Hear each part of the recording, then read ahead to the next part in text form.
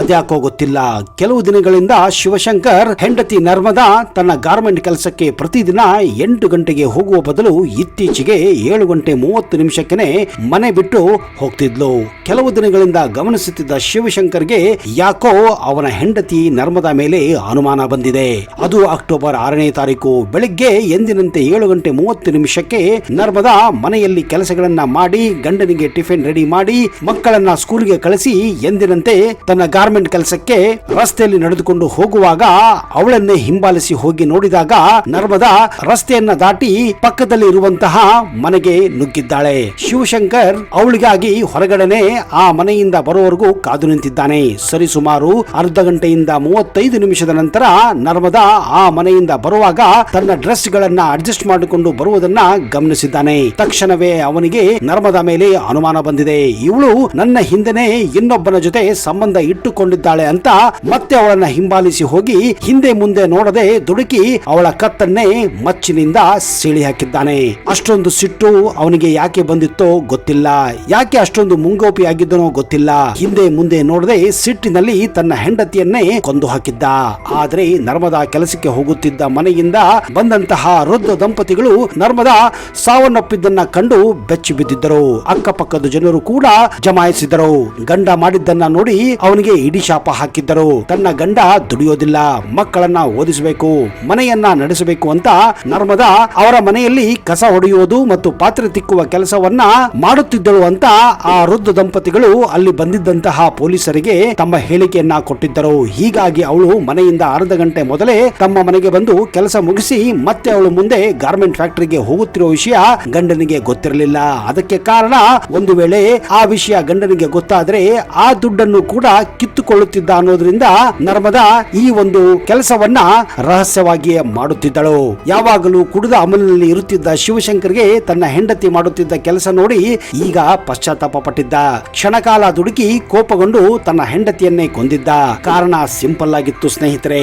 ಕ್ಷಣಾರ್ಧದ ಸಿಟ್ಟು, ಕ್ಷಣಾರ್ಧದ ಕೋಪ ಏನೆಲ್ಲ ಮಾಡಿಸುತ್ತದೆ ಅಂತ.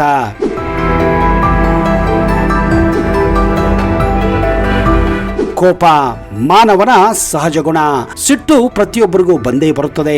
ಕೆಲವರಿಗೆ ತಕ್ಷಣವೇ ವಿಪರೀತವಾಗಿ ಸಿಟ್ಟು ಬಂದರೆ ಇನ್ನು ಕೆಲವರಿಗೆ ಕಡಿಮೆ ಸಿಟ್ಟು ಬರುತ್ತದೆ. ಆದರೆ ಸಿಟ್ಟಿನಲ್ಲಿ ದುಡುಕಿ ಮಾಡದಂತಹ ಕೆಲಸಗಳು ತುಂಬಾನೇ ಅಪಾಯಕಾರಿಯಾಗಿರುತ್ತದೆ. ಅದರ ಪರಿಣಾಮವನ್ನ ನೋಡಿ ಮುಂದೆ ಮಾಡಿದವರು ವಿಷಾದವನ್ನು ಕೂಡ ವ್ಯಕ್ತಪಡಿಸುತ್ತಾರೆ, ಪಶ್ಚಾತ್ತಾಪವನ್ನು ಕೂಡ ಪಡುತ್ತಾರೆ. ಹೌದು, ಇದಕ್ಕೆ ಒಂದು ತಕ್ಕ ಉದಾಹರಣೆ ಅಂದ್ರೆ ಕನ್ನಡದ ಚಾಲೆಂಜಿಂಗ್ ಸ್ಟಾರ್ ದರ್ಶನ್ ಅವರ ಜೀವನದಲ್ಲಿ ನಡೆದಂತಹ ರೇಣುಕಾಚಾರ್ಯ ಕೊಲೆ ಪ್ರಕರಣ. ಕ್ಷಣಾರ್ಧದಲ್ಲಿ ದುಡುಕಿ ವಿಪರೀತ ಕೋಪಗೊಂಡು ಮಾಡದಂತಹ ಕೃತ್ಯದಿಂದ ಜೀವನ ಪರ್ಯಂತ ವಿಷಾದಿಸುವಂತಹ ಪರಿಸ್ಥಿತಿ ಅವರ ಜೀವನದಲ್ಲೂ ಕೂಡ ಆಗಿತ್ತು. ಕೋಪದಲ್ಲಿ ಏನನ್ನಾದರೂ ಹೇಳಲು ಏನನ್ನಾದರೂ ಮಾಡುವ ಮೊದಲು ಒಂದು ಕ್ಷಣ ಯೋಚಿಸುವುದು ಉತ್ತಮ ಅಂತ ಪ್ರತಿಯೊಬ್ಬ ಹಿರಿಯರು ಕೂಡ ಹೇಳುತ್ತಾರೆ. ಅತಿಯಾದ ಕೋಪ ಅನೇಕ ಅನಾಹುತಗಳಿಗೆ ಕಾರಣವಾಗುತ್ತದೆ. ಇದು ಎಂತೆಂಥ ಸಂಬಂಧಗಳನ್ನ ಕ್ಷಣಾರ್ಧದಲ್ಲಿಯೇ ಹಾಳು ಮಾಡಿಬಿಡುತ್ತದೆ. 10-20 ವರ್ಷ ಕಾಲದಿಂದ ಇದ್ದಂತಹ ಸ್ನೇಹ ಒಂದೇ ಒಂದು ಮಾತಿನಿಂದ ಮುರಿದು ಬೀಳುತ್ತದೆ. ಹಾಗೆಯೇ ಒಬ್ಬ ಹುಡುಗ ಮತ್ತು ಒಬ್ಬ ಹುಡುಗಿ ನಡುವೆ ಇರುವಂತಹ ಪ್ರೇಮದ ಸಂಬಂಧ, ಪ್ರೀತಿಯ ಸಂಬಂಧ ಕೂಡ ಚಿಕ್ಕ ಚಿಕ್ಕ ವಿಷಯಗಳಿಗೆ ಜಗಳಾಡಿ ಕೋಪಗೊಂಡು 1 ನಿಮಿಷದಲ್ಲಿಯೇ ಸಿಟ್ಟಾಗಿ 1 ನಿಮಿಷದಲ್ಲಿ ಮುಂಗೋಪವನ್ನ ತೋರಿಸಿ 10-20 ವರ್ಷದ ಪ್ರೀತಿಯನ್ನ 10-20 ವರ್ಷದ ಮದುವೆಯನ್ನ ತ್ಯಾಗ ಮಾಡಬೇಕಾಗುತ್ತದೆ. ಮುಂದೆ ನಡೆಯೋದನ್ನೆಲ್ಲ ಯೋಚಿಸಿ ಪಶ್ಚಾತ್ತಾಪ ಕೂಡ ಪಡಬೇಕಾಗುತ್ತದೆ. ಯಾಕೆ ಈ ರೀತಿ ಎಷ್ಟೋ ಜನ ತಕ್ಷಣವೇ ವಿಪರೀತವಾಗಿ ಕೋಪಗೊಳ್ಳುತ್ತಾರೆ ಅನ್ನೋದಕ್ಕೆ ಹಲವಾರು ಕಾರಣಗಳು ಕೂಡ ಇವೆ. ಆದ್ರೆ ಮಾನವನ ಜೀವನದಲ್ಲಿ ಅದೆಷ್ಟೋ ಜನರಿಗೆ ವಿಪರೀತ ಕೋಪ ಬರುವುದನ್ನ ನಾವು ಕಂಡಿದ್ದೇವೆ. ಇವರಿಗೆ ಮುಂಗೋಪಿ, ಸಿಡುಕು ಮೂತಿ ಅಂತೆಲ್ಲ ಹೆಸರುಗಳಿಂದ ಜನ ಕರೆಯುತ್ತಾರೆ. ಆದ್ರೆ ಯಾಕೆ ಸುಮ್ಮನೆ ಅಥವಾ ತಕ್ಷಣವೇ ಇಂಥವರು ಕೋಪಗೊಳ್ಳುತ್ತಾರೆ ಅನ್ನೋ ವಿಷಯ ಎಷ್ಟೋ ಜನಕ್ಕೆ ಗೊತ್ತಿಲ್ಲ. ನಮ್ಮ ಅಕ್ಕಪಕ್ಕ, ನಮ್ಮ ಮನೆಯಲ್ಲಿಯೇ, ನಮ್ಮ ಸಂಬಂಧದಲ್ಲಿಯೇ, ನಮ್ಮ ಫ್ರೆಂಡ್ ಸರ್ಕಲ್ ಅಲ್ಲಿ ಒಬ್ಬರಾದರೂ ಇಂಥವರು ಇದ್ದೇ ಇರುತ್ತಾರೆ. ಆದ್ರೆ ಇವರು ಈ ರೀತಿ ಯಾಕೆ ಆಡುತ್ತಾರೆ ಅನ್ನೋ ವಿಷಯ ಎಷ್ಟು ಜನಕ್ಕೆ ಗೊತ್ತು? ಹೌದು, ಹೀಗೆ ಸಡನ್ ಆಗಿ ಕೋಪಗೊಂಡ್ರೆ ಅದಕ್ಕೆ ಅವರ ಜೀವನದಲ್ಲಿ ಹಲವಾರು ಕಾರಣಗಳಿರುತ್ತವೆ. ಹೀಗಂತ ಸಂಶೋಧನೆಗಳು ಕೂಡ ಇತ್ತೀಚೆಗೆ ತಿಳಿಸಿವೆ. ತಕ್ಷಣವೇ ಕೋಪಗೊಳ್ಳಲು ಅತಿ ದೊಡ್ಡ ಕಾರಣ ಜೀವನದಲ್ಲಿರುವಂತಹ ಒತ್ತಡವಾಗಿದೆ ಸ್ನೇಹಿತರೆ. ಹೌದು, ಅದೆಷ್ಟೋ ಜನರಿಗೆ ತಮ್ಮ ಜೀವನದಲ್ಲಿ ಸಾಕಷ್ಟು ನೋವುಗಳಿರುತ್ತವೆ. ನಿರಂತರವಾದ ಒತ್ತಡ ಇರುತ್ತೆ. ಆಫೀಸ್ನಲ್ಲಿ, ಮನೆಯಲ್ಲಿ, ಫ್ಯಾಕ್ಟರಿಗಳಲ್ಲಿ ನಿರಂತರವಾದ ಒತ್ತಡ ಇರುತ್ತದೆ.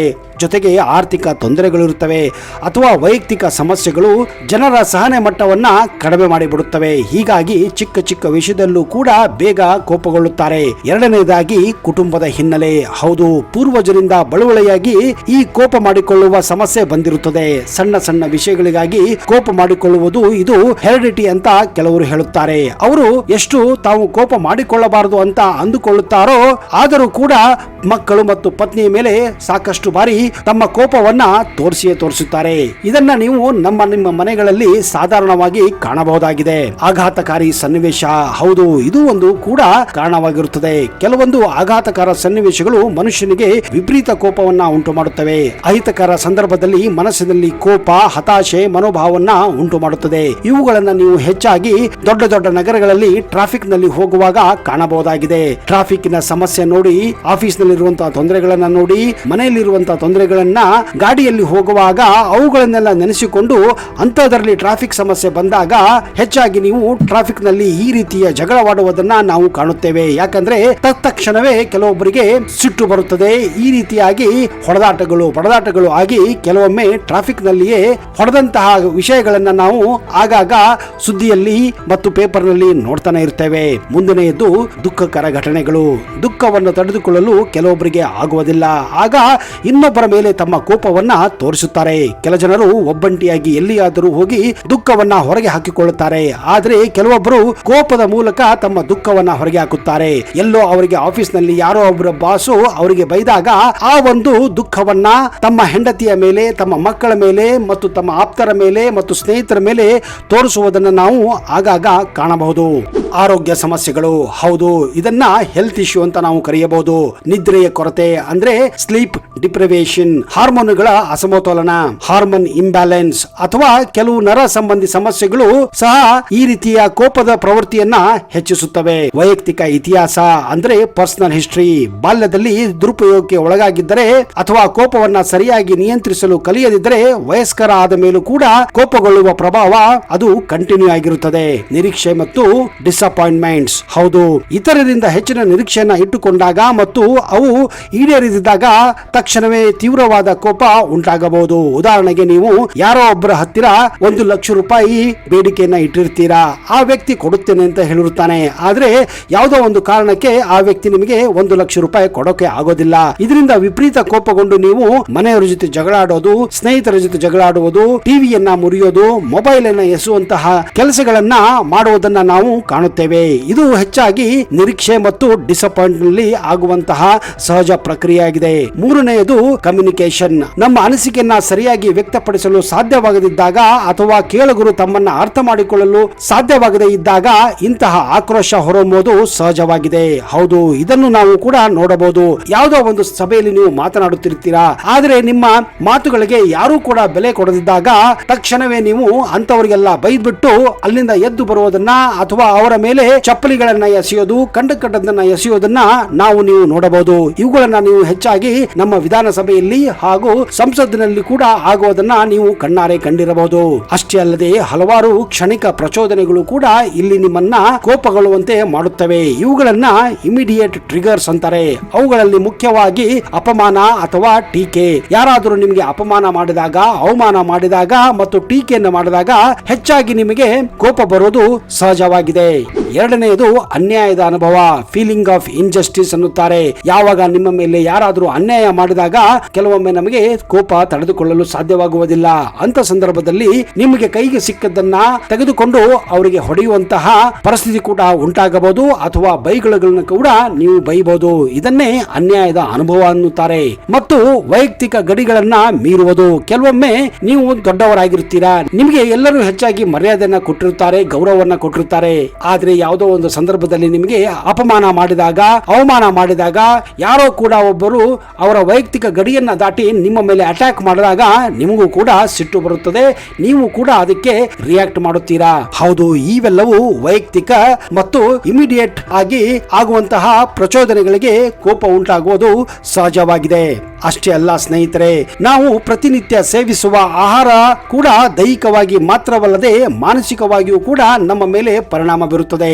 ಸಂತೋಷ, ಕೋಪ ಇಂಥವೆಲ್ಲ ಭಾವನೆಗಳ ಸೃಷ್ಟಿಯಲ್ಲಿ ಆಹಾರ ಆಹಾರದ ಪ್ರಮುಖ ಪಾತ್ರ ಕೂಡ ಇರುತ್ತದೆ. ಕೆಲವು ಆಹಾರಗಳು ಮೆದುಳಿನಿಂದ ನಕಾರಾತ್ಮಕ ಸಂಕೇತವನ್ನ ಕಳಿಸುತ್ತವೆ, ಅವು ಕೋಪಕ್ಕೆ ಕಾರಣವಾಗುತ್ತದೆ. ಹೀಗಾಗಿ ನಿತ್ಯ ನಿಮಗೆ ಕೋಪ ಹೆಚ್ಚುತ್ತಿದೆ ಎನಿಸಿದರೆ ಅಂತಹ ಆಹಾರಗಳನ್ನ ನೀವು ತಿಳಿದುಕೊಂಡು ಅವುಗಳನ್ನ ನಿಯಂತ್ರಿಸುವ ಮೂಲಕ ಮಾನಸಿಕ ಆರೋಗ್ಯವನ್ನ ಕೂಡ ಕಾಪಾಡಿಕೊಳ್ಳಬಹುದಾಗಿದೆ. ಉದಾಹರಣೆಗೆ ಸಂಸ್ಕರಿಸಿದ ಆಹಾರ ಅಂದ್ರೆ ಪ್ರಾಸೆಸ್ಡ್ ಫುಡ್. ಸಂಸ್ಕರಿಸಿದ ಆಹಾರಗಳು ತಮಗೆ ತ್ವರಿತ ಶಕ್ತಿಯನ್ನ ನೀಡುತ್ತವೆ, ಎನರ್ಜಿ ಬೂಸ್ಟರ್ ಕೂಡ ಆಗಿ ಕೆಲಸ ಮಾಡುತ್ತವೆ. ಆದಾಗ್ಯೂ ಹೆಚ್ಚು ಪಾಲಿಶ್ ಮಾಡಿದ ಆಹಾರಗಳು ಮತ್ತು ಸಂಸ್ಕರಿಸಿದ ಆಹಾರ ಸೇವನೆಯು, ವಿಶೇಷವಾಗಿ ಸಕ್ಕರೆ ಇರುವಂತಹ ಆಹಾರ, ರಕ್ತದಲ್ಲಿ ಸಕ್ಕರೆ ಮಟ್ಟವನ್ನ ಹೆಚ್ಚಿಸುತ್ತದೆ. ಪರಿಣಾಮ ಮೂಡ್ ಸ್ವಿಂಗ್ ಆಗುವಂತಹ ಸಮಸ್ಯೆಗಳು ನಿಮ್ಮಲ್ಲಿ ಹುಟ್ಟಿಕೊಳ್ಳುತ್ತವೆ, ನಿಮಗೆ ಕಿರಿಕಿರಿಯನ್ನು ಕೂಡ ಮಾಡುತ್ತವೆ. ಹೀಗಾಗಿ ಇಂತಹ ಆಹಾರವನ್ನ ಕಡಿಮೆ ಮಾಡಿದಷ್ಟು ಒಳ್ಳೆಯದು ಅನ್ನುತ್ತಾರೆ.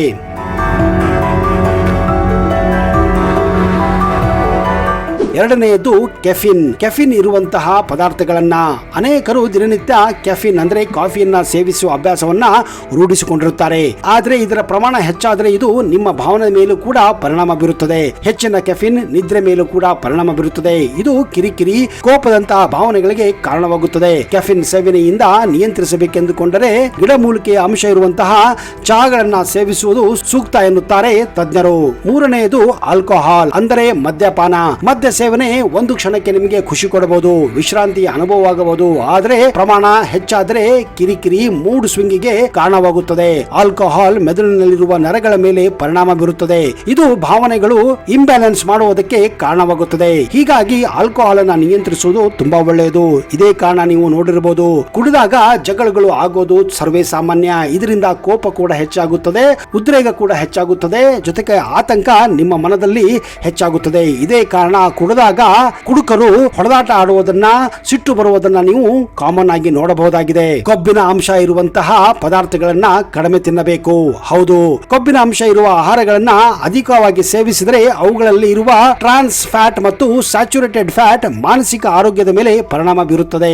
ಈ ಕೊಬ್ಬಿನ ಅಂಶ ದೇಹದ ಉಷ್ಣತೆಯನ್ನು ಹೆಚ್ಚಿಸುತ್ತದೆ, ಪರಿಣಾಮವಾಗಿ ಮೆದುಳಿನ ಮೇಲೆ ಪರಿಣಾಮ ಬೀರುತ್ತದೆ. ಹೀಗಾಗಿ ಕಿರಿಕಿರಿಯನ್ನ ಉಂಟು ಮಾಡುತ್ತದೆ. ಇವುಗಳ ಬದಲಿಗೆ ನೀವು ಡ್ರೈ ಫ್ರೂಟ್ಸ್ ಅನ್ನ, ಸಸ್ಯಾಹಾರವನ್ನ, ಫ್ರೂಟ್ಸ್ ಗಳನ್ನ ತಿನ್ನುವುದು ತುಂಬಾ ಒಳ್ಳೆಯದು. ಕೊಬ್ಬಿನ ಅಂಶ ಇರುವಂತಹ ಆಹಾರ ಅಂದರೆ ಮಾಂಸಾಹಾರ, ಅದರಲ್ಲಿಯೂ ಕುರಿಗಳನ್ನ, ಮೇಕೆಗಳನ್ನ, ದನಗಳನ್ನ, ಹಂದಿಗಳನ್ನ ತಿನ್ನುವುದರಿಂದ ವಿಪರೀತ ಕೊಬ್ಬು ಹೆಚ್ಚಾಗುತ್ತದೆ. ಇದರಿಂದ ಮಾನಸಿಕವಾಗಿ ನಿಮ್ಮ ಮೇಲೆ ಪರಿಣಾಮ ಬೀರುತ್ತದೆ. ಅಂದ್ರೆ ಹೆಚ್ಚಾಗಿ ಇಂತಹ ವ್ಯಕ್ತಿಗಳು ಕೋಪಿಷ್ಠರಾಗಿರುತ್ತಾರೆ. ಯಾವುದೇ ಕಾರಣಕ್ಕೂ ಚಿಕ್ಕ ಚಿಕ್ಕ ಮಾತುಗಳಿಗೆ ಹೊಡೆದಾಡಲು ನಿಲ್ಲುತ್ತಾರೆ. ಹೀಗಾಗಿ ನೀವು ಇಂತಹ ವ್ಯಕ್ತಿಗಳನ್ನ, ಅದರಲ್ಲೂ ಮಾಂಸಾಹಾರ ಸೇವಿಸುವ ವ್ಯಕ್ತಿಗಳು ಹೆಚ್ಚಾಗಿ ಜಗಳವಾಡುವುದನ್ನ ನೀವು ಕಾಣಬಹುದಾಗಿದೆ. ಹೌದು ಸ್ನೇಹಿತರೆ, ಇಂತಹ ಆಹಾರಗಳಿಂದ ದೂರವಿದ್ದರೆ ನಿಮ್ಮ ಮನಸ್ಸಿನ ಮೇಲೆ, ನಿಮ್ಮ ಮೆದುಳಿನ ಮೇಲೆ ಪರಿಣಾಮ ಬೀರೋದು ಗ್ಯಾರಂಟಿ. ಆದಷ್ಟು ಇಂತಹ ಆಹಾರಗಳನ್ನ ಕಡಿಮೆ ತಿನ್ನಲು ಪ್ರಯತ್ನ ಮಾಡಿ. ಹಾಗೂ ಸಿಟ್ಟನ್ನ ಕಂಟ್ರೋಲ್ ಕೂಡ ನೀವು ಮಾಡಬಹುದಾಗಿದೆ. ಸ್ನೇಹಿತರೆ, ಒಂದು ವೇಳೆ ನಿಮಗೆ ಕೋಪ ಜಾಸ್ತಿ ಬಂದ್ರೆ ಏನು ಮಾಡಬೇಕು ಅನ್ನೋದು ಕೂಡ ತುಂಬಾನೇ ಇಂಪಾರ್ಟೆಂಟ್. ತಕ್ಷಣದ ಪ್ರತಿಕ್ರಿಯೆಯನ್ನ ತಡೆಯಲು ನೀವು ಕೆಲವೊಂದು ರಿಯಾಕ್ಷನ್ ಅನ್ನ ಮಾಡಬೇಕಾಗುತ್ತದೆ. ಮೊದಲನೇದಾಗಿ 10ರವರೆಗೆ ಎಣಿಸುವುದು.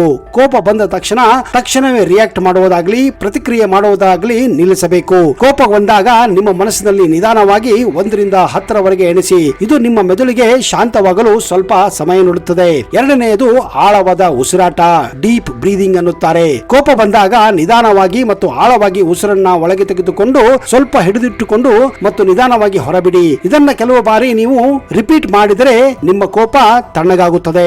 ಅಷ್ಟೇ ಅಲ್ಲದೆ ಯಾವುದೇ ಒಂದು ಸ್ಥಳದಲ್ಲಿ ಜಗಳವಾಡುವಾಗ ವಿಪರೀತ ಕೋಪ ಬಂದರೆ, ಪರಿಸ್ಥಿತಿ ತೀವ್ರವಾದರೆ ಆ ಸ್ಥಳದಿಂದ ಸ್ವಲ್ಪ ಸಮಯದವರೆಗೆ ಹೊರಗೆ ಹೋಗಿ, ನಾನು 5 ನಿಮಿಷದಲ್ಲಿ ಬರುತ್ತೇನೆ ಅಂತ ಹೇಳಿ ಆ ಒಂದು ಸೀನ್ ನಿಂದ ದೂರ ಇರಿ. ಆಮೇಲೆ ನೋಡಿ ಅದರ ಪರಿಣಾಮ, ನಿಮ್ಮ ಕೋಪ ತಣ್ಣಗಾಗಿ ಹೋಗಿರುತ್ತದೆ. ಹೌದು ಸ್ನೇಹಿತರೆ, ಈ ಎಲ್ಲ ಕೆಲಸಗಳನ್ನ ಮಾಡಿದರೆ ನಿಜಕ್ಕೂ ನಿಮ್ಮ ಕೋಪ ನಿಮ್ಮ ನಿಯಂತ್ರಣದಲ್ಲಿರುತ್ತದೆ ಹಾಗೂ ನಿಮ್ಮ ಜೀವನ ಕೂಡ ನಿಮ್ಮ ನಿಯಂತ್ರಣದಲ್ಲಿರುತ್ತದೆ. ಕೆಲವೊಂದು ಕೆಟ್ಟ ಅಭ್ಯಾಸಗಳನ್ನ ಮಾಡಿ ಕೆಟ್ಟ ಕೆಲಸಗಳನ್ನ ಮಾಡುವುದನ್ನ ನೀವು ತಪ್ಪಿಸಬಹುದಾಗಿದೆ. ಹಾಗೂ ಸಮಾಜದಲ್ಲಿ ಉತ್ತಮ ವ್ಯಕ್ತಿಯಾಗಿ, ಒಬ್ಬ ಒಳ್ಳೆಯ ಮನುಷ್ಯನಾಗಿ ಕುಟುಂಬವನ್ನ ಕೂಡ ನೀವು ಮುಂದುವರಿಸಬೇಕಾಗಿದೆ. ಸ್ನೇಹಿತರೆ, ಕೋಪದ ಬಗ್ಗೆ ಈ ಮಾಹಿತಿ ನಿಮಗೆ ಹೇಗನಿಸಿತು? ನಿಮ್ಮ ಮನೆಯಲ್ಲೂ ಕೂಡ ಕೋಪಿಷ್ಠರಿದ್ದಾರಾ? ಅವರಿಗೆ ಈ ಒಂದು ವಿಡಿಯೋನ ದಯವಿಟ್ಟು ಶೇರ್ ಮಾಡಿ ಹಾಗೂ ನಿಮ್ಮ ಅನಿಸಿಕೆಯನ್ನ ದಯವಿಟ್ಟು ಕಮೆಂಟ್ ಬಾಕ್ಸ್ ಅಲ್ಲಿ ಹಾಕಿ.